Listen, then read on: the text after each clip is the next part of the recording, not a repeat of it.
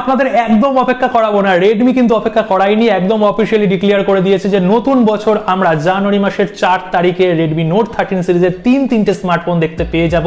আর বাংলাদেশ থেকে এই মুহূর্তে আপনারা যারা চিন্তা ভাবনা করছেন চাইনিজ ভ্যারিয়েন্ট ক্রয় করার জন্য, ভুলেও কিন্তু কিনবেন না। দাম অনেক বেশি, গুগলের সার্ভিস ওর মধ্যে পাবেন না, আলাদাভাবে ইনস্টল করতে হবে। আর ইন্ডিয়াতে এই সিরিজের ফোনগুলো চলে আসা মানে বাংলাদেশে আনঅফিসিয়ালি অ্যাভেলেবেল হয়ে যাওয়া, দাম অনেক কম হওয়া এবং গুগল সার্ভিস আপনারা প্রি ইনস্টল পেয়ে যাবেন। তো বিস্তারিত আলোচনা করব রেডমি নোট 13 সিরিজে আমরা প্রিভিয়াস জেনারেশনের 12 সিরিজের তুলনায় কোন সেকশনে অ্যাকচুয়ালি আপডেট পাচ্ছি। হ্যাঁ, অ্যাকচুয়ালি হাওয়ায় কথা বলবো না। আর দাম আগের জেনারেশনের তুলনায় এই জেনারেশনে কি দাম বাড়ানো হচ্ছে না আগের মতনই থাকছে না দাম কমছে, সমস্ত কিছু বিস্তারিত অবশ্যই আলোচনা করব। লাইক করুন ভিডিওটাকে, অবশ্যই শেষ পর্যন্ত দেখুন। আর আমি হচ্ছি অতনু, আর ভিডিও কম আসছে আমি জানি, কিন্তু 2024 সালে আপনাদের গ্যারান্টি দিয়ে বললাম নতুন কিন্তু চমক এই চ্যানেলে আপনারা পেয়ে যাবেন। এছাড়াও অন্য আরও চমক রয়েছে, অবশ্যই ভালো লাগলে সাবস্ক্রাইব করে যাবেন। সবার প্রথমে ছোট ভাই রেডমি নোট 13। হ্যাঁ, আগের জেনারেশনের তুলনায় এই জেনারেশনের ফোনে সামান্য কিন্তু আপগ্রেড করা হয়েছে। ডিসপ্লে সেকশনের যদি কথা বলি না, এখানে কিন্তু সিরিয়াস আপগ্রেড করা হয়েছে। বেজেলগুলোকে একদম এখানে ন্যারো করে দেওয়া হয়েছে, দুর্দান্ত বেজেল আপনারা পেয়ে যাচ্ছেন। অবভিয়াসলি অ্যামোলেডের প্যানেল 120 হার্জের রিফ্রেশ রেট রয়েছে, ব্রাইটনেস লেভেলকেও ইনক্রিজ করে দেওয়া হয়েছে। আর এখানে আপনারা রাইট সাইডের ফিঙ্গারপ্রিন্ট সেন্সর পেয়ে যাবেন, পলিকার্বনেটেড বিল্ড কোয়ালিটি থাকছে। আর প্রসেসর সেকশনে সেইভাবে কিন্তু কোনো আপগ্রেডই করা হয়নি। আগের জেনারেশনে আমরা স্ন্যাপড্রাগনের 4 Gen 1 পেয়েছিলাম, যার আন্তঃদূষ স্কোর ছিল 4,50,000। আর এই জেনারেশনের ফোনেও কিন্তু ওই রকমই আন্তঃদূষ স্কোর থাকছে। এখানে আমরা মিডিয়াটেক ডায়মেনসিটির 6080 6nm বেস এই প্রসেসরটা পাচ্ছি, অবভিয়াসলি 5G প্রসেসর, কিন্তু পারফরমেন্সের সেকশনে কিন্তু সেইভাবে কোনো আপগ্রেডই আপনারা পাবেন না। এছাড়াও 5000 mAh এর ব্যাটারি, 33 ওয়াটের চার্জার, ইনবক্স পেয়ে যাবেন, টাইপ সি পোর্ট রয়েছে, 3.5mm audio Jack, IR blaster রয়েছে, আপনারা দুটো সিম কার্ড লাগাতে পারছেন। আর এখানে হাইপার ওএস এর সাথে কিন্তু অ্যান্ড্রয়েড 14 থাকছে। HyperOS, no MIUI, no bug, হয়তো বাগ থাকবে না, হয়তো বাগ থাকবে, সেটার গ্যারেন্টি আমি দিচ্ছি না, লঞ্চ হওয়ার পরে হয়তো জানতে পারবো।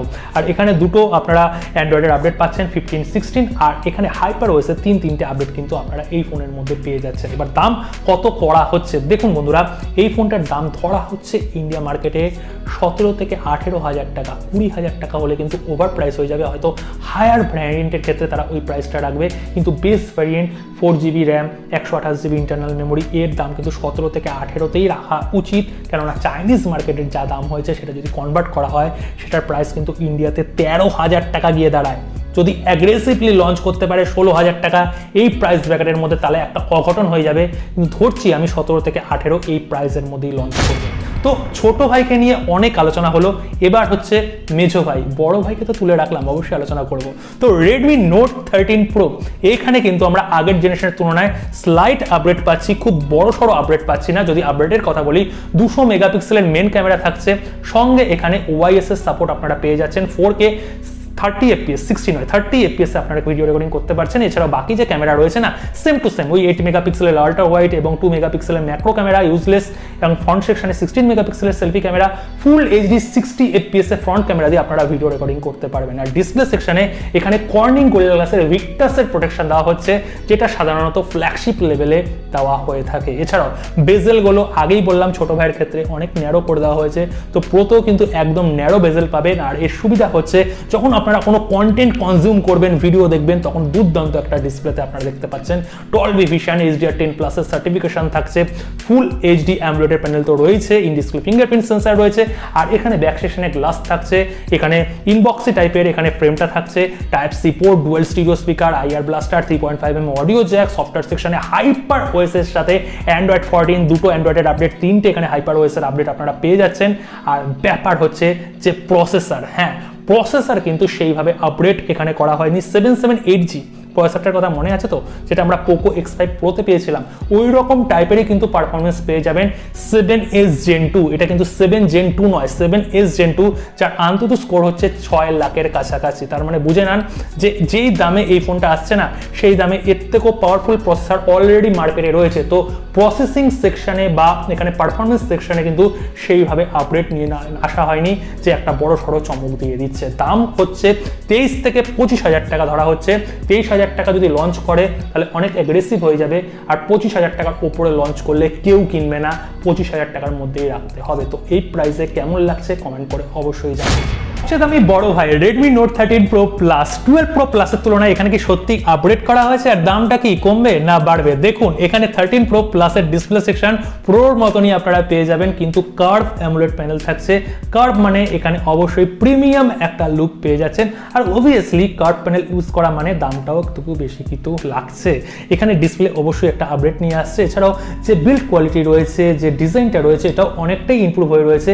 ব্যাক সেকশনে ওই ভিগান লেদারের মতন ফিনিশ আপনারা পেয়ে যাচ্ছেন, আর ওই ব্যাক সেকশনে কিন্তু তিনটে কালার রেডমি অলরেডি ইউজ করে ফেলেছে, মানে ব্যাক সেকশনটা অবশ্যই দেখতে প্রিমিয়াম লাগছে। এবং সাইডের ফ্রেমটা পলিকার্বনেট নয়, এখানে কিন্তু মেটালের ফ্রেম ইউজ করা হয়েছে।